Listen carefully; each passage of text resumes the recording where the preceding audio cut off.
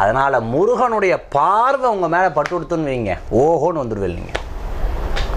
அதனால் திருச்செந்தூரில் போனால் அப்படியே பார்த்து இப்படி கும்பிடுவோம், அப்படி கும்பிடுவோம், முருகா முருகான்னு பார்ப்போம் இல்லையா?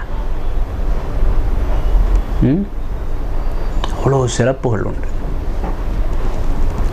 அந்த பெருமானுடைய பார்வை உங்கள் மேலே பட்டதுன்னா போதும், அவன் கடைக்கண் பார்வை பார்த்தால் போதும், நாள் என் செய்யும், கோல்தான் என் செய்யும், என்னை நாடி வரும் பக்தர்களுக்குன்னு ரொம்ப அருமையாக சொல்றார். அப்பேற்பட்ட எம்பெருமானின் பார்வையை பட தினந்தோறும் முருகாலயம் சென்று வாருங்கள், முருக நாமத்தை சொல்லுங்கள், முருகனுக்கு கிருத்திக அபிஷேகம் பண்ணுங்கோ, சஷ்டி அபிஷேகம் பண்ணுங்கோ. முருகனுடைய தீக்ஷண்யமான பார்வை உங்கள் மேலே பட்டுடுத்துனா போதும், பாபம் பொடிபடும் என்று